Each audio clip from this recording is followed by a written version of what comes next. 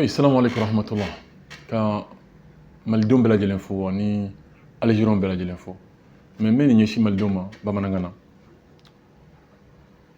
Gɛlɛya belebele de bɛ anw kan nin waati in na ani Algérie cɛla la.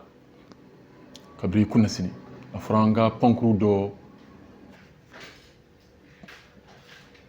binna ka bɔ sanfɛ Algériens sababu la. Nka min kan ka fɔ mɔgɔ ye pankuru in maa kun t'a kɔnɔ. An b'o de wele tubabukan na ko drone. Mali ɲɛmaaw fɛ ni pankuru in kun bɛ Mali dugukolo de kan waati min na Algériens y'a bɔn. Nka Algériens bolo u ye min fɔ ko pankuru in donna olu ka dugu kɔnɔ de. Ko de y'a to olu ye pankuru in bɔ waati min na a ye kɛlɛ kɛ sen da. Bon, n tɛ fɛ ka don a ko mun bɛna ɲɛ na jɔn jo b'a la jɔn jo t'a la. Pankuru cira tiɲɛna nka maa ma sa fɔlɔ. Algérien ma kisɛ ci Maliden na, Maliden ma kisɛ ci Algérien na. Tiɲɛni min donna kasara min donna bolofɛn tiɲɛ kasara don. O bɛ se ka dilan, o bɛ se ka nɔrɔ bila. An k'o dɔn fɔlɔ. Awa ko in bɛ ka taa cogo min na, Algériens bɛ ka u ka jamana kɔnɔdenw lasu cogo min na, anw yɛrɛ bɛ k'an ka jamana kɔnɔdenw lasu cogo min na ka kɛ ɲɔgɔn kan, o tɛ wolo ɲuman na dɛ. Kunun an bɛɛ y'a ye malidenw dɔw taara ka t'u ka funu jira Algériens ka ambassade da la. Malidenw de fana bɛ Algérie. Mali étudiants caman de bɛ Algérie, ne yɛrɛ ye n ka kalan kɛ Algérie.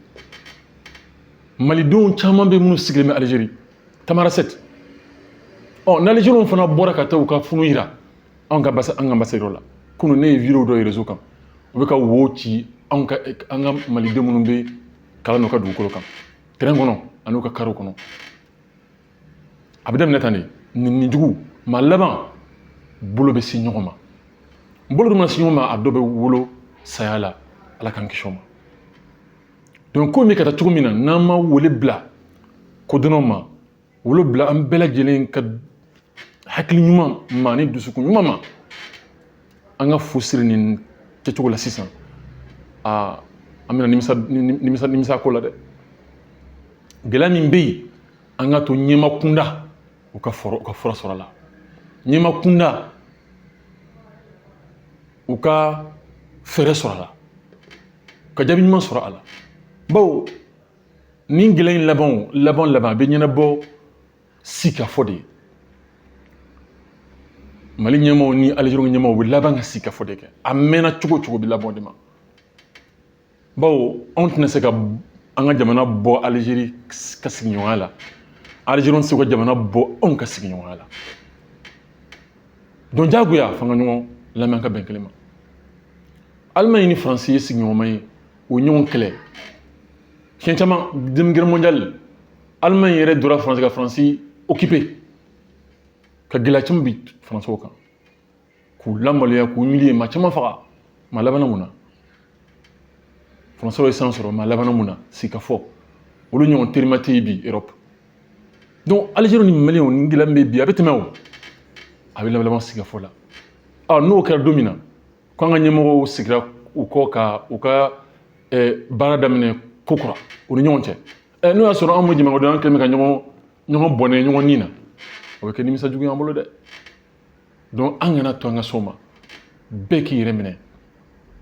Maliens bɛ min fɔ an ye nin kɛ Algériens ye ka tɛmɛ, tiɲɛ don 1960 an y'an ka jamana kɔgɔ don yanfan, an y'a yɔrɔ dɔ di Algériens ma u ka se k'u ka kɛlɛkɛdenw la min ye, k'u dege kɛlɛ la, k'u labɛn ye, ka Faransɛw kɛlɛ, k'u gɛn ka bɔ ka dugukolo kan, k'u ka yɛrɛma hɔrɔnya ta san 1962. An y'o dɛmɛ don Algérie ma, Algérie fana y'o don an ye, tiɲɛ don maa kan ka i disi gosi n'o ye, nka an kana dama tɛmɛ dɛ. Algériens fana y'an dɛmɛ. Algériens ka yɛrɛma hɔrɔnya kɛlɛ daminɛ k'a sɔrɔ Mali tun tɛ yen 1954, o y'a sɔrɔ Mali ma na fɔlɔ.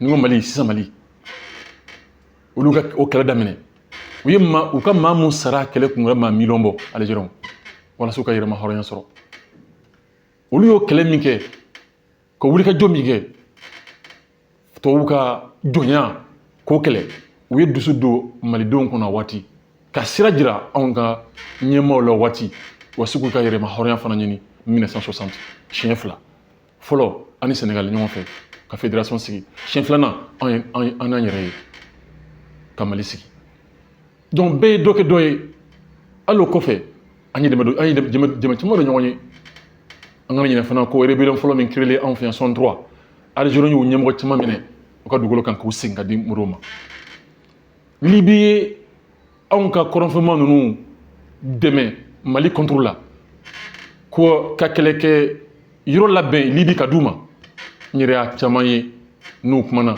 u b'u ka formation kɛ Libi ka nafolo d'u ma ka kɛlɛkɛfɛn d'u ma Mali contre la 90 Algérie m'o kɛ dɛ au contraire Algériens y'u bolo di anw ma ka se ka fu sira ko la ka accord ɲini 91 ne ma fili n'o kɛra accord fɔlɔ ye donc an kana an k'o to yen bɛɛ ye dɔ kɛ dɔ ye n'an kan ka don kuran tɛ tila mais kuma bɛ min kan bi o dɛmɛ n'a ta o ta o ma bali bi an ka kari ɲɔgɔn na yɔrɔ sigi ɲɔgɔn fɛ a kɛlɛ tan tɛ donc an kana kɛlɛ in kɛ Mali ni Algérie ka balo yɛrɛ kun ye wala o ka balo yɛrɛ dɔ wɛrɛ t'a la o kɛlɛ in kɔ an kana kɛlɛ in kɛ o cogo ye don tɛmɛna yanni kɛlɛ don cɛ awɔ don caman bɛ yen ni kɛlɛ in kɔfɛ don minnu bɛ kɛ an ni ɲɔgɔn cɛ faamu ani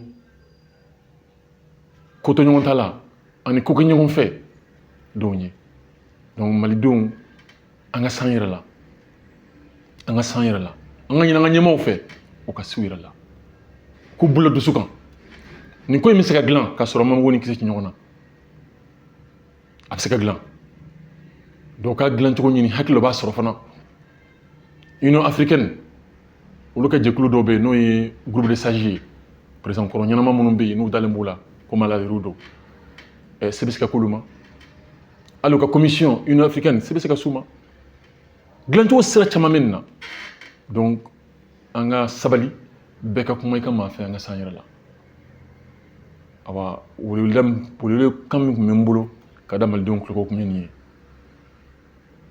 n b'a ɲini Ala fɛ Ala ka ji suma kɛ nin na Ala ka ni gɛlɛya ta ka bɔ yen Algérie ou Mali an bɛɛ lajɛlen ka nafa bɛ ka ni farafinna kɔgɔdɔgɔyanfɛn in k'a suma